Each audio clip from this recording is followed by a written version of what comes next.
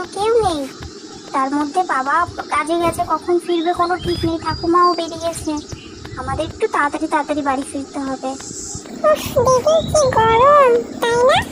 এত গরমে মানুষ কি করে থাকে বলো?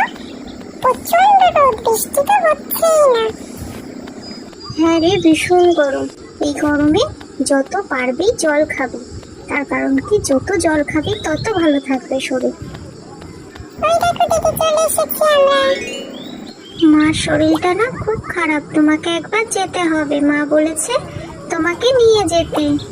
বাবু, ওইখানে দেখো ভ্যান রিক্সা আছে, একটা ভ্যান রিক্সা নিয়ে এসো।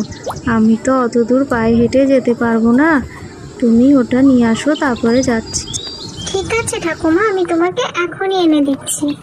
যা, ভ্যানে তো তালা লাগানো। কাকু কোথায় গেছে? কাকু, ও কাকু, তুমি কোথায়?